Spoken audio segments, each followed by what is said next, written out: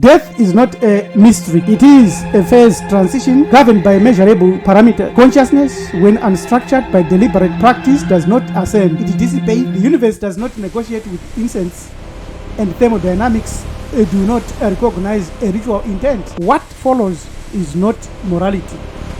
It is the mechanics of events. The afterlife. We find that billions of melanin-dominant human beings have been sold a dummy on eternity. Jesus, Ritual Allah, fraud. Yahweh, Brahma. Do you know what's in the fine print? Do you know what is in the spirit? Yes, it expires at the moment of death. This is not cynicism, this is signal analysis. If rights worked, the prepared and the distracted would arrive at the same destination, but they do not. Even those who test their pure African spirituality, especially via Marifado Family Network, will eventually be deceived if they are not careful to initially get the excitement and walk in the path of their ancestors, and eventually they lose interest and we see them falling off and strolling away into his fate. The afterlife death ritual fraud. In the framework of Afro-Cosmic applied metaphysics, the question of spirit, angels, or demons is not a question of faith, but a question of frequency, signal, and parasitism. If we apply the one-punch logic of the uncreated truth, when we are looking at death, we must also view everything through the prism of the biological firewall and the aesthetic architect's static. Let us suppose you were sold a warranty on eternity. You have been deceived by all these deities and these gods that have come into your life and taken over your consciousness. Snares. Because the Bantu funeral rites that spread as far as Kamit, the liturgical scripts, the elaborate technologies of transition, of death, post-death, were designed not for you. They were designed for people who spend their lives preparing to use them. Deploying them today is not gonna work because it is simply an issue of metaphysical malpractice. The afterlife death ritual fraud is like hoping a snake would slide in reverse. You know, this is impossible. Yet people persist and people continue to be deceived. And people cannot sit down and really think about why they became members of this African spirituality movement first. Their trajectory was set at that time, and when things become tough, they try to straighten a sweet potato that has already been harvested. The trajectory which they follow when they leave Marifado Family Network, for instance, or any other organization, would really be a distraction of material stupor or going after other spiritual systems. Now, when you continue in these truths, and when you continue with practicing African spirituality, you are going to start to be able to use technologies that will help you everywhere. It won't be like you are trying to perform surgery on a patient who never arrived at the point of healing or hospital. Let us be precise about what we are saying here. Take the book of Coming Forth by Day. It was not a public document. It is public today because it is available. It was restricted technology.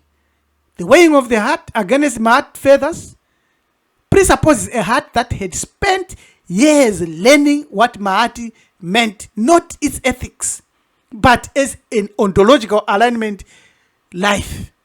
The whole life, not a few years. So when you make the negative confessions, I've not stolen, I've not killed, these are not only legalistic denials. They are also assertions of achieving being, spoken by one who has transformed consciousness itself. These are not magic words. They are confirmatory. They are metaphysics. You can wear the mask without the initiation, but you'll be wasting your time because Amut will eat you.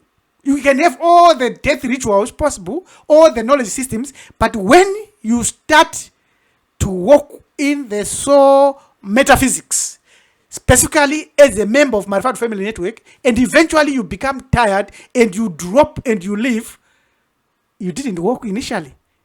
It was just initial excitement, but you never transformed your soul. And unfortunately, you are bound for his fate. Let us speak plainly of what awaits the unprepared soul. That soul that came, that soul that was excited, that soul that thought it has discovered its own identity and roots, eventually becomes tired and eventually loses interest. You will not, after you go, you won't face hell. You won't face punishment. You face something that is worse than both hell and punishment. Entropy. That's the only honest dissipation of what was never concentrated and put together. And the coherence scales, the scales of Mahati, and the feather of Mahati, would discover your soul to be decoherent. And the erasure of that soul is imminent through the vortex of Amut, who will take you in, and you are gone. Because your life has failed to achieve form. You were given a spark. That excitement that you felt, that's the spark you were supposed to protect. You had decades to build it into a flame. Instead, you built walls against it. Instead, you left the firewood where you were being prepared. If you feel fatigued, that you no longer are interested in things that matters to your race, that's his fate. Know that that is his fate who has come. It is not as simple as that, because modern spirituality has made a marketplace of the sacred. That's a transactional delusion, where you think you can get eternity warrant today, and you can pay a priest, you can go to church, you can go to the mosque, or you think you can go and sit at home and do your own thing alone, and not be with others that are building you up. And by so doing, you are actually failing in coherence signal. You are not getting it. You want to buy a book, you want to buy books, you always be reading and reading and reading and reading.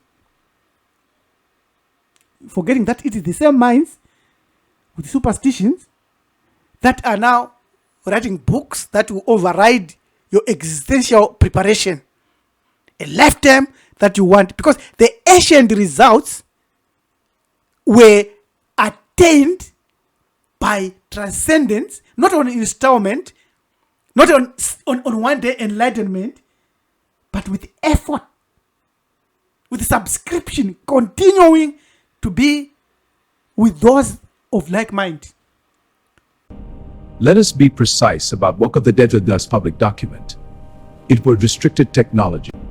Let us be precise about Walk of the Dead with this public document. It was restricted technology. If the rites are obsolete, what replaces them? Because they can only be replaced not by death ceremony, but by calibration. Of course, at your burial, they will talk to you. They'll give you the last instructions if they know the opening of the mouth ceremony, that is. But they can do that if you had not calibrated your life by a lifelong technical refinement and precision. Precision means to remain on the track. That spark that came to you when you discovered the need for you to walk the way of your ancestors. I'll give an example.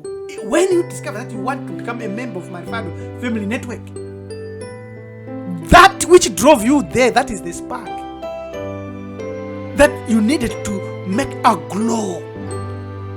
But somehow, Shatter and his fate have come to you. And the truth of the unyielding path that we are discussing here is that you should have an uninterrupted observation of your attention in the field, so that you build a coherent structural network. In other words, you need members. Like members of Marifatu, you need to become one with those members, to walk with those members for the rest of your life. Unless that spark that was there was a fluke. But if it was the original spark, it can only be lit by mahatic alignment order by other members who are with you, so that you can be able to stem the parasitic signal loops that come to you to attract you, to pull you away and direct you into the mouth of Isfet, the mouth of Amit, the vortex of entropy, the perishing of that opportunity that you were given. That is why you should remain with the group that ignited your passion for your ancestral inheritance. Because it is calibration. When you remain in the field with the others, the systematic dismantling of the parasitic signal loops is going to be easier. The honest acknowledgement that every moment of life is a trajectory calculation is going also to be enhanced. The dead are beyond your performance. Their phase shift is complete. Your trajectory is not. Look at the living architecture you inhabit today. Look at the hours you trade for distraction. Look at the work of consciousness you postpone for the comfort of noise. Preparation is non-transferable. Sovereignty is non-delegable. Entropy does not wait for inconvenience. It is always there. The hardness of your heart and that which pulls you away. I'll give an example. If you were in our WhatsApp group, it's easy. When you leave, we know you were not part of us. You may be there, but you are dormant, but you are still there. You receive messages from many other members, because you are facing nihilism, the consequences of your decisions today. The ancient people demanded everything: time, discipline, the sacrifice of unexamined habits, the destruction of the ego, and the building up of the firewood that causes your divine spark to become a glow. If you intend to prepare in this life and remain in the trajectory of that initial excitement, ladies and gentlemen, if you were a member of my Marifatu framework once in a while, a few years ago, and you left, you are not preparing for your death, because you lack operational clarity, and you may be hoping for ritual theater and the outsourcing of your sovereignty and life, but you need to come back to your senses. Own and read our book, No More Masters. It will give you those brief arrows and build a firewall against ritual fraud. It is not a comfortable manual. It is a field protocol for consciousness calibration. Secure it, read it, calibrate before the gradient shifts, and do not be deceived by discouragement and say, Marifatu, and you just feel weak and just feel uninterested. That's his fact. That's entropy. That's destructive. Your soul is gone. Your divine spark is being extinguished. Everybody has to guard their divine spark. And how do you know you have the divine spark?